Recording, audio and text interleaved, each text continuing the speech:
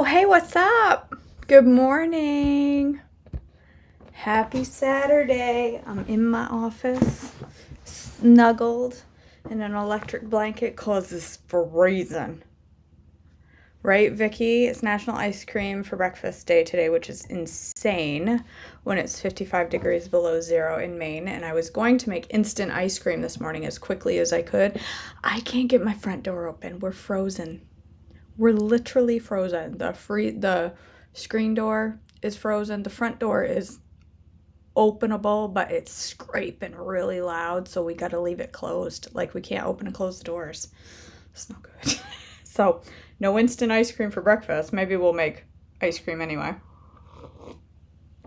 It just won't be instant. We'll figure it out. All right. February 4th. A plague of locusts. Exodus 10, 1 through 20, 1446 or 1280 BC. Then the Lord said to Moses, "Return to Pharaoh and make your demands again. I have made him and his officials stubborn, so I can display my miraculous signs among them. I've also done it so you can tell your children and grandchildren about how I made a mockery of the Egyptians, and about the signs I displayed among them. And so you will know that I am the Lord." So Moses and Aaron went to Pharaoh and said, "This is what the Lord, the God of the Hebrews, says. How long will you refuse to submit to me? Let my people go, so they can worship me. If you refuse, watch out, for tomorrow I will bring a swarm of locusts on your country. They will cover the land so that you won't be able to see the ground. They will devour what little is left of your crops after the hailstorm, including all the trees growing in the fields. They will overrun your palaces and homes of your officials and all the houses of Egypt. Never in the history of Egypt have your ancestors seen a plague like this one." And with that, Moses turned and left Pharaoh. Pharaoh's officials now came to Pharaoh and appealed to him. "How long will you let this man hold us hostage? Let the men go to worship the Lord their God. Don't you realize that Egypt lies in ruins?" So Moses and Aaron were brought back to Pharaoh. "All right," he told them, "go and worship the Lord your God, but who exactly is going with you?" Moses replied, "We will all go, young and old, our sons and daughters, and our flocks and herds. We must all join together in celebrating a festival to the Lord." Pharaoh retorted, "The Lord will certainly need to be with you if I let you take your little ones. I can see through your evil plans. Never. Only the men may go and worship the Lord, since that is what you requested." And Pharaoh threw them out of the palace. Then the Lord said to Moses, "Raise your hand over the land of Egypt and bring on the locusts. Let them cover the land and devour every plant that survived the hailstorm." So Moses raised his staff over Egypt, and the Lord caused an east wind to blow over the land all that day and through the night. When morning arrived, the east wind had brought the locusts, and the locusts swarmed over the whole land of Egypt, settling in dense swarms from one end of the country to the other. It was the worst locust plague in Egyptian history, and there has never been another like it. For the locusts covered the whole country and darkened the land. They devoured every plant in the field and all the fruit on the trees that had survived the hailstorm. Not a single leaf was left on the trees and plants throughout the land of Egypt. Pharaoh quickly summoned Moses and Aaron.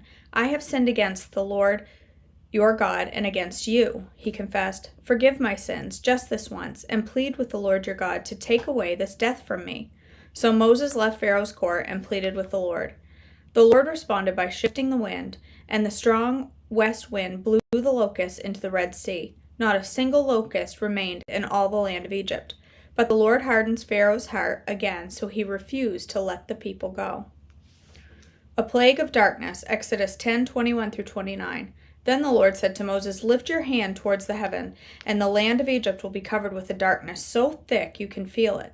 So Moses lifted his hand to the sky, and a deep darkness covered the entire land of Egypt for 3 days. During all that time, the people could not see each other, for no one moved, but there was light as usual where the people of Israel lived. Finally, Pharaoh called for Moses. "Go and worship the Lord," he said, "but leave your flocks and herds here. You may even take your little ones with you."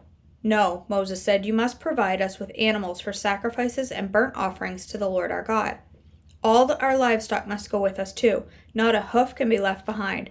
We must choose our sacrifices for the Lord our God from among these animals, and we won't know how we are to worship the Lord until we get there." But the Lord hardened Pharaoh's heart once more. He would not let them go. "Get out of here," Pharaoh shouted at Moses. "I'm warning you, never come back to see me again. The day you see my face will be the day you die." "Very well," Moses replied, "I will never see your face again." Death for Egypt's firstborn. Then the Lord said to Moses, "I will strike Pharaoh in the land of Egypt with one more blow. After that, Pharaoh will let you leave this country. In fact, he will be so eager to get rid of you that he will force you all to leave.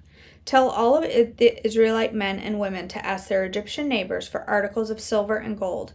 Now, the Lord had caused the Egyptians to look favorably on the people of Israel, and Moses was considered a very great man in the land of Egypt, respected by Pharaoh's officials and the Egyptian people alike. Moses had announced to Pharaoh, "This is what the Lord says. At midnight tonight I will pass through the heart of Egypt. All the firstborn sons will die in every family in Egypt, from the oldest son of Pharaoh who sits on his throne, to the oldest son of his lowliest servant girl who grinds the flour. Even the firstborn of all the livestock will die. Then a loud wail will rise throughout the land of Egypt, a wail like no one has ever heard before or will ever hear again. But among the Israelites it will be so peaceful that not even a dog will bark. Then you will know that the Lord makes a distinction between the Egyptians and the Israelites. All the officials of Egypt will run to me and fall to the ground before me. 'Please leave,' they will beg. 'Hurry and take all of your followers with you. Only then will I go.' Then, burning with anger, Moses left Pharaoh. Now the Lord had told Moses earlier, 'Pharaoh will not listen to you, but then I will do even more mighty miracles in the land of Egypt.' Moses and Aaron performed these miracles in Pharaoh's presence, but the Lord hardened Pharaoh's heart, and he wouldn't let the Israelites leave the country. The first Passover, Exodus 12, 1-30. While the Israelites were still in the land of Egypt, the Lord gave the following instructions to Moses and Aaron. "From now on, this month will be the first month of the year for you. Announce to the whole community of Israel that on the 10th day of this month, each family must choose a lamb or a young goat for a sacrifice, one animal for each household. If a family is too small to eat a whole animal, let them share with another family in the neighborhood. Divide the animal according to the size of each family and how much they can eat. The animal you select must be a 1-year-old male, either a sheep or a goat, with no defects. Take special care of this chosen animal until the evening of the 14th day of the first month. Then the whole assembly of the community of Israel must slaughter their lamb or young goat at twilight. They are to take some of the blood and smear it on the sides and top of the doorframes of the houses where they eat the animal. That same night they must roast the meat over a fire and eat it along with bitter salad greens and bread made without yeast. Do not eat any of the meat raw or boiled in water. The whole animal, including the head, legs, and internal organs, must be roasted over a fire. Do not leave any of it until the next morning. Burn whatever is not eaten before morning. These are your instructions for eating this meal. Be fully dressed, wear your sandals, and carry your walking stick in your hand. Eat the meal with urgency, for this is the Lord's Passover. On that night I will pass through the land of Egypt and will strike down every firstborn son and firstborn male animal in the land of Egypt. I will execute judgment against all the gods of Egypt, for I am the Lord. But the blood on your doorposts will serve as a sign, marking the house where you are staying. When I see the blood, I will pass over you. This plague of death will not touch you when I strike the land of Egypt. This is a day to remember. Each year, from generation to generation, you must celebrate it as a special festival to the Lord. This is a law for all time. For 7 days, the bread you eat must be made without yeast. On the first day of the festival, remove any trace of yeast from your homes. Anyone who eats bread made with yeast during the 7 days of the festival will be cut off from the community of Israel. On the first day of the festival, and again on the 7th day, all the people must observe an official day for holy assembly. No work of any kind may be done on these days except in preparation of food. Celebrate the festival of unleavened bread, for it will remind you that I brought your forces out of the land of Egypt on this very day. This festival will be a permanent law for you. Celebrate this day from generation to generation. The bread you eat must be made without yeast from the evening of the 14th day I lost my place. From the evening of the 14th day of the first month until the evening of the 21st day of that month. During those 7 days there must be no trace of yeast in your homes. Anyone who eats anything made with yeast during this week will be cut off from the community of Israel. These regulations apply both to the foreigners living among you and the native-born Israelites. During those days you must not eat anything made with yeast. Wherever you live, eat only bread made without yeast. Then Moses called all the elders of Israel together and said to them, Go, pick out a lamb or young goat for each of your families and slaughter the Passover animal. Drain the blood into a basin. Then take a bundle of hyssop branches and dip it into the blood. Brush the hyssop across the top and sides of the door frames of your houses, and no one may go out through the door until morning. For the Lord will pass through the land to strike down the Egyptians. But when he sees the blood on top of and the sides of the doorframe, the Lord will pass over your home. He will not permit his death angel to enter your house and strike you down. Remember, these instructions are a permanent law that you and your descendants must observe forever. When you enter the land the Lord has promised to give you, you will continue to observe this ceremony. Then your children will ask, What does this ceremony mean? And you will reply, It is the Passover sacrifice to the Lord, for he passed over the houses of the Israelites in Egypt, and though he struck the Egyptians, he spared our families. When Moses had finished speaking, all the people bowed down to the ground and worshipped. So the people of Israel did just as the Lord had commanded through Moses and Aaron. And that night, at midnight, the Lord struck down all the firstborn of the sons in the land of Egypt, from the firstborn son of Pharaoh who sat on his throne, to the firstborn son and the prisoner in the dungeon. Even the firstborn of their livestock were killed. Pharaoh and all of his officials and all the people of Egypt woke during the night, and loud wailing was heard throughout the land of Egypt. There was not a single house where someone had not died. Can you imagine? It always gives me goosebumps to think about that. There was a loud wailing heard throughout the land of Egypt. That the obviously the fear, but the devastation and the grief that was coming from those houses, that's just crazy to imagine. Israel's exodus from Egypt, Exodus 12:31 through 42.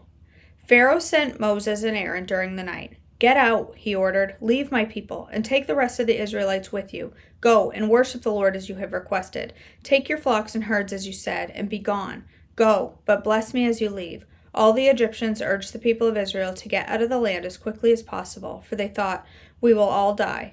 The Israelites took their bread dough before yeast was added. They wrapped their kneading boards in their cloaks and carried them on their shoulders, and the people of Israel did as Moses had instructed. They asked the Egyptians for clothing and articles of silver and gold. The Lord caused the Egyptians to look favorably on the Israelites, and they gave the Israelites whatever they asked for, so they stripped the Egyptians of their wealth. That night the people of Israel left Ramses and started for Succoth. There were about 600,000 men, plus all the women and children. A rabble of non-Israelites went with them, along with great flocks and herds of livestock. For bread they baked flat cakes from the dough without yeast they had brought from Egypt. It was made without yeast because people were driven out of Egypt in such a hurry that they had no time to prepare the bread or other food. The people of Israel had lived in Egypt 430 years. In fact, it was on the last day of the 430th year that all the Lord's forces left the land. On this night, the Lord kept his promise to bring his people out of the land of Egypt. So this night belongs to him, and it must be commemorated every year by all the Israelites from generation to generation. Instructions for Passover, Exodus 12:43 through 51.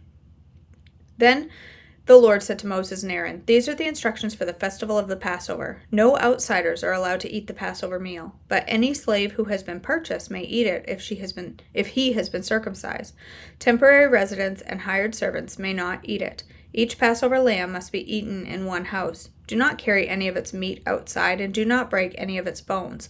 The whole community of Israel must celebrate this Passover festival.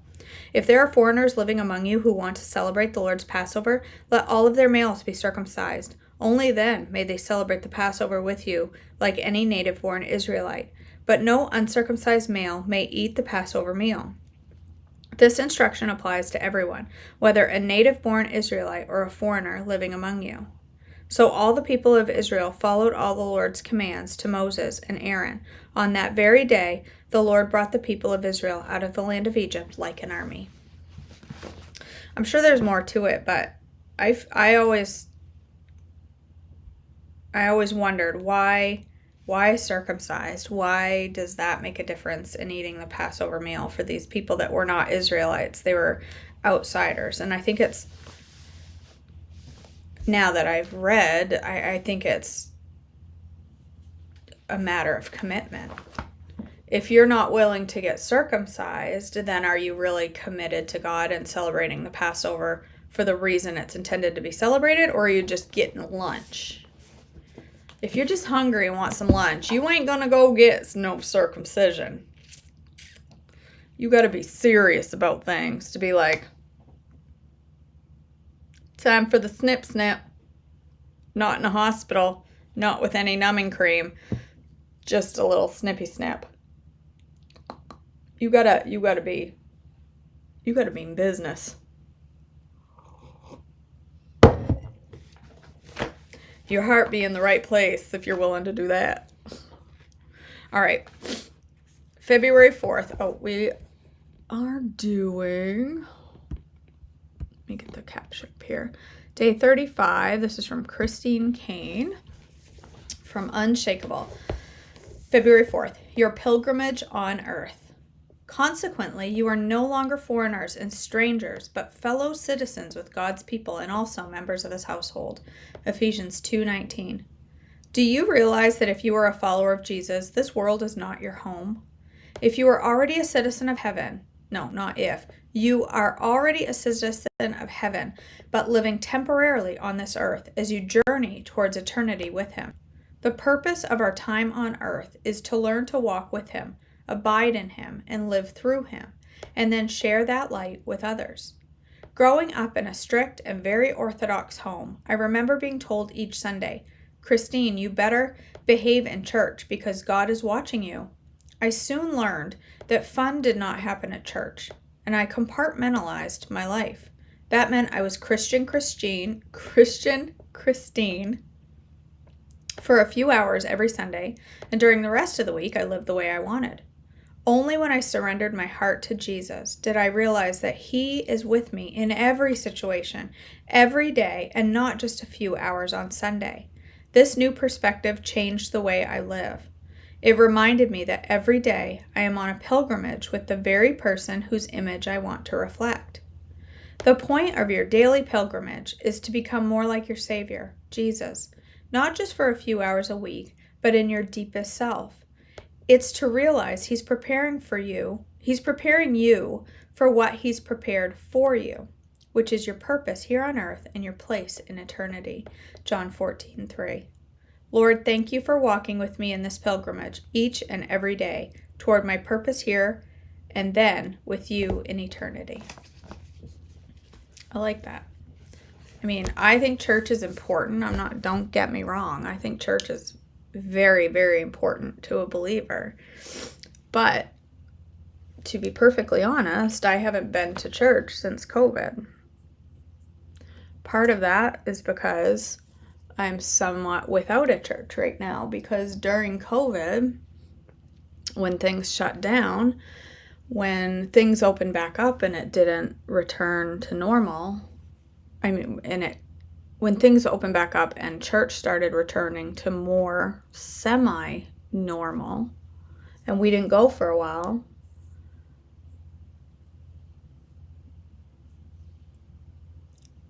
we lost connection with the folks in our church and honestly never heard another word from people that we thought were very, very close.